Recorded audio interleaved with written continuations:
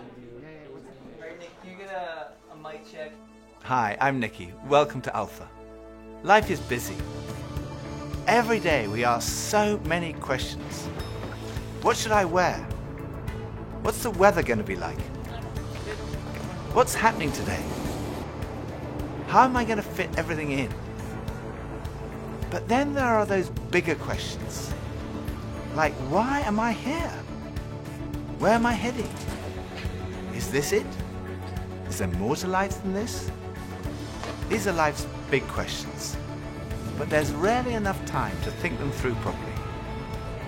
We all have different perspectives on the meaning of life and faith, and Alpha is an opportunity to explore life's big questions. This is a great place to come together and talk about them openly and honestly. I'm Gemma. I'm Toby. And this is Alpha.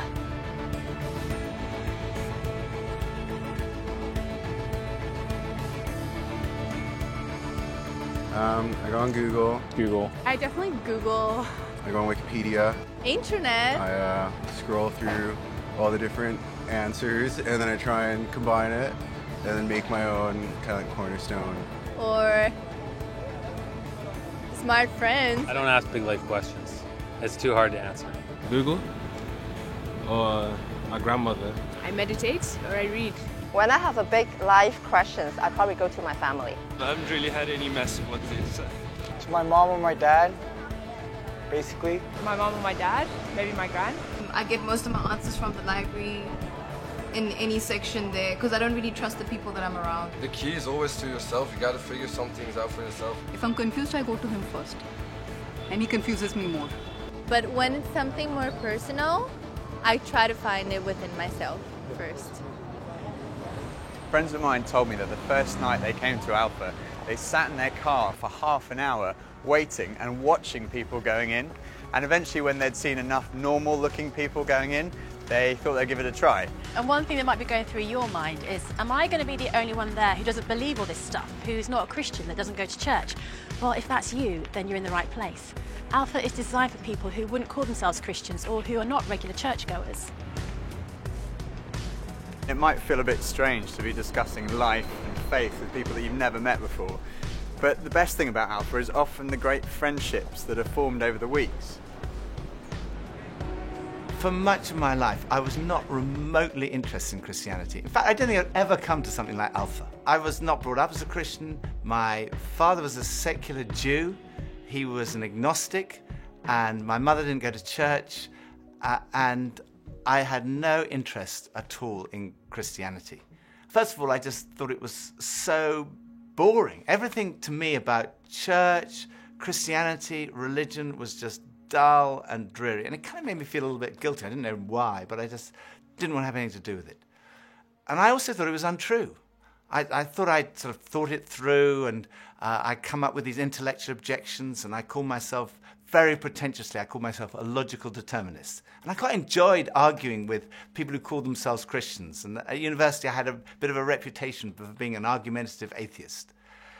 And I also thought it was irrelevant to my life. I couldn't see how someone who'd lived 2,000 years ago, 2,000 miles away, could have any relevance to my life today. It just seemed outdated and irrelevant. But at the same time, looking back now, I would say something was missing.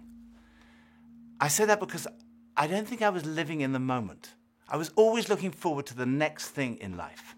So when I was at school, I was thinking, when I finish my exams, maybe that will be when I'm going to really start to enjoy life. I finished my exams, and then after about 3 weeks, I started to think there's got to be more to life than this. And I thought, well, maybe when I've left school, that will be what life's all about. And then I left school, and after about 3 weeks, I started to think, there's got to be more to life than this. I thought, well, maybe the answer is to get a girlfriend.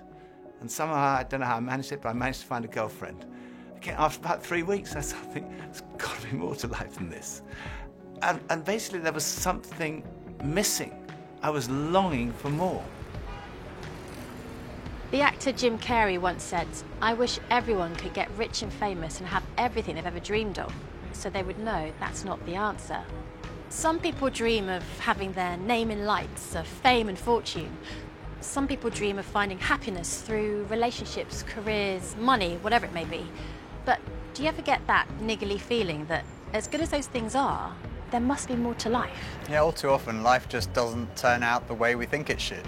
And even when it does and we achieve our wildest dreams, it's somehow never quite enough. It just doesn't satisfy. It's like there's something missing. The comedian and actor Russell Brand said, "Drugs and alcohol are not my problem. Reality is my problem. Drugs and alcohol are my solution to fill up a hole inside me." And Jesus said, "I am the bread of life." In other words, I'm the one who fulfills the longing that's deep inside every human heart. Jesus claimed to be the one person who can satisfy that spiritual hunger. Freddie Mercury, the lead singer of the rock group Queen, had amassed a huge fortune and attracted millions of fans. But he admitted in an interview shortly before his death that he was desperately lonely. He said this, "You can have everything in the world and still be the loneliest man, and that's the most bitter type of loneliness. Success has brought me world idolization and millions of pounds, but it's prevented me from having the one thing we all need, a loving, ongoing relationship." Jesus said, "I am the way, the truth, and the life." Ultimately, there's only one relationship that is totally loving and goes on forever, and that's a relationship with God.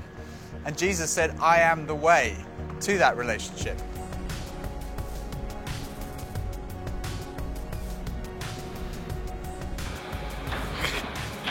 Maybe money? What makes me happy? Music. Music, ice cream, and cheese. Sleep makes me happy. Going to the gym, seeing my friends, going to the pub, playing football. Dogs. Alcohol. Women. Pretty much. The idea of life in general makes me happy. Clothes. Women. What's life in this? That's a really good question. I don't know, I can't tell you. I think we're supposed to learn a couple of things. There's nothing more. I'm still figuring that out, to be honest. No. It's live in the moment. Absolutely. I strongly believe that there's more to life than this. No idea. Sorry. When I was about 17, I was sitting having a burger with two friends, and we were looking out the window and commenting on a few of the stores across the street, and I suddenly realized that I couldn't read any of the signs, even if I squinted. So I asked if I could borrow one of my friend's pair of glasses, and as soon as I put them on, I realized I could see everything, like colors, shapes, words. I was amazed at how everything was so clear. And I could see before, but now I could really see. And to me, that's the best way to describe the difference that Jesus makes. Jesus is the lens through which we see God. And he's also the lens by which we see the world in a totally different way. Jesus said, "I am the truth." Some people's response to a Christian might be, well, it's great for you, you found meaning and purpose in your life, but it's not for me. But when you think about it, that's not actually a logical position, because if Christianity is true, it's of vital importance to every one of us. And if it's not true, it's not great for us, because it means we're deluded. C.S. Lewis was one of the great intellectual giants of the 20th century, probably best known as the author of the Chronicles of Narnia. He said this, "Christianity, if false, is of no importance, and if true, of infinite importance. The only thing it cannot be is moderately important." I come from a family of lawyers, so naturally I wanted to look at the original documents and sources. I never really looked at the evidence before, and I was astonished at how much evidence there is for the life, death, and resurrection of Jesus. For me, it was through reading these documents that we find in the New Testament that I came to the conclusion, it's true. One of the last cases I did as a lawyer was in the Court of Appeal in front of Lord Denning, an absolutely brilliant mind, perhaps the greatest judge of the 20th century.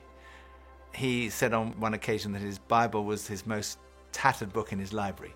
He'd examined the evidence really carefully, and he came to the conclusion, it's true. One former professor of history at Oxford University described the resurrection as the best attested fact in history.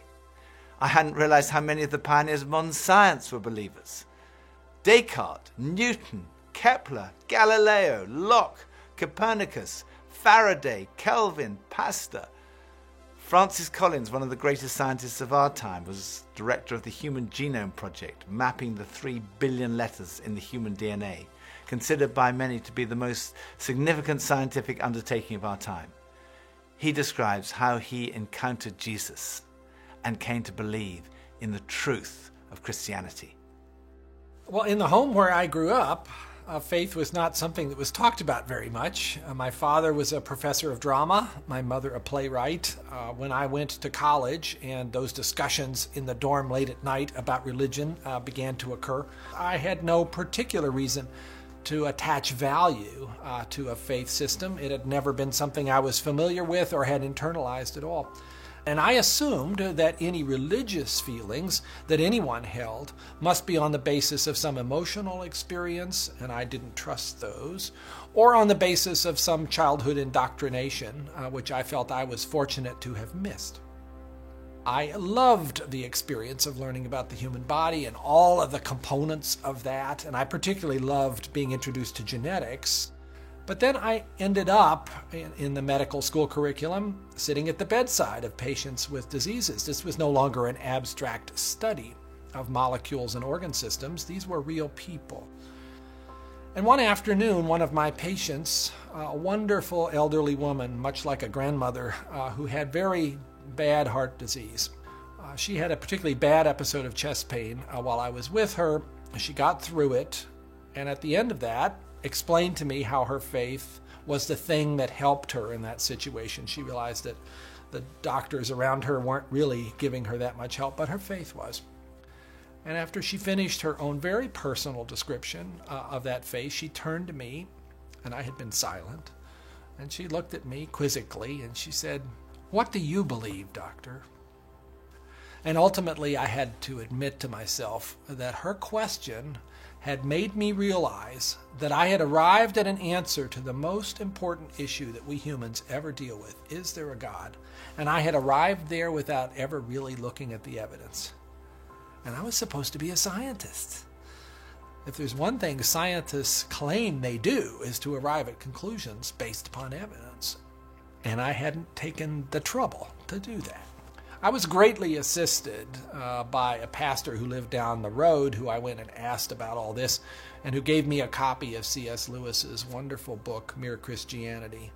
Because here was an Oxford scholar, a prodigiously developed intellect, who had traveled the same path. Within those pages, I realized for the first time that one can come to belief on a rational basis, and that in fact, given the many pointers that one sees around oneself in terms of the universe and it having a beginning, and its fine-tuning in terms of the way in which all those constants that determine the behavior of matter and energy seem to have been set just in a certain very precise range to make life possible, and many other things, including my beloved mathematics and why they actually work anyway to describe the universe, something that makes you think the Creator must have been a mathematician. That brought me then to the person of Jesus Christ as a person who was historically extremely well documented. That was news to me. I thought Christ was as much myth as history, and I realized after reading more about it, this was a historical figure upon which we have a great deal of evidence for his existence and his teachings, and even his rising from the dead in a literal way. That day at my patient's bedside started a journey for me, a journey that I was reluctant to begin, but I felt I needed to, a journey that I thought would result in strengthening my atheism, but to my surprise, resulted in my conversion. There's a difference between knowing facts about someone and really knowing them personally. Now, I've known my husband Phil for 3 years now, but suppose if before we met, I found him on a website called The Amazing Man. Now, there's no doubt I would have looked at him and thought, okay, I'm intrigued. But what if each page was dedicated to his amazing abilities, his sparkling personality, his tender heart, his extraordinary intelligence, and his cooking abilities? Well, I would think, wow, he does sound like an amazing person. But that's head knowledge. But I also have the privilege of being married to him, and I know that he's an amazing person, which is knowledge that comes from the experience of relationship, and that's heart knowledge. When Jesus said, "I am the truth," he was talking about more than just a kind of intellectual truth. The Hebrew understanding of truth was truth as experienced. And there's a big difference between a kind of intellectual knowledge and a personal knowledge, between your head and your heart. So when someone says, "I know Jesus is the truth," they're not just talking about being convinced of the evidence, they're also talking about experiencing a relationship with the risen Jesus Christ. So Jesus said, I am the way, the truth, and lastly he said, I am the life. I have come that you may have life and have it to the full. Jesus came to deal with the things in our lives that stop us from enjoying life to the full, the things that spoil our lives. I hate shopping. I loathe it. I think I'm allergic to shopping.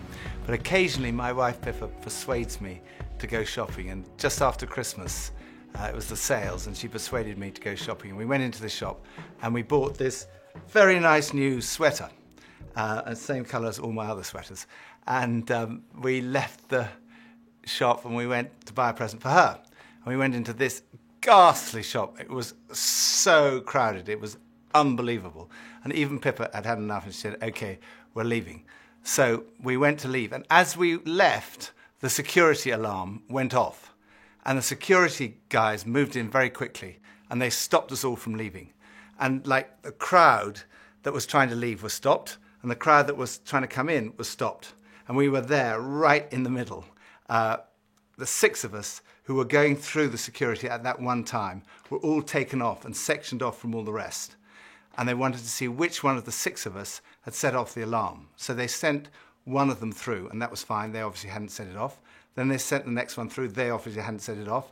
Then the 3rd, then the 4th. None of them set it off. So it was left with Pippa and I were standing there, and I thought, oh my goodness, I'm married to a shoplifter. It must be Pippa who's got set off the alarm. So they sent her through, and she didn't set it off. So I thought, oh my goodness, I've obviously got something. Someone must have planted something on me. I'm going to be arrested. I'm going to be sent to prison. All the crowd were watching, both sides. They were just watching this criminal who'd been caught going through. So they went through, and as I went through, the alarm went off. They took me to the side. They opened up my rucksack on my back, and there they found this sweater from the other shop with the tag still on it. I felt so guilty. That was like false guilt. I also sometimes experience true feelings of guilt because I do things that are not right, that are not good. And this is the wonderful news that God loves you and he loves me. God came in the person of his Son, Jesus Christ, to die for you and for me. And on the cross, he took all of your guilt, all of my guilt, everything you've ever done wrong, everything I've ever done wrong, said wrong, thought wrong, and he died in our place in order that we could be forgiven. And forgiveness, C.S. Lewis said, it's like a recording of our life wiped completely clean. And when we receive that forgiveness, we find life, and life in all its fullness. And that's what Jesus wants for you and for me. Life in all its fullness. Life at its very, very best. I think for so many years, I always just strived to be strong in myself. And it was as if that all I needed was me and my buddies and, we'd be like invincible. But the truth is, none of us are. And I don't want to do this thing called life. I don't want to do it on my own. And it kind of feels like my longing for this light inside is now stronger than my fear of what others might think. And people often ask, well, doesn't that make faith like a crutch?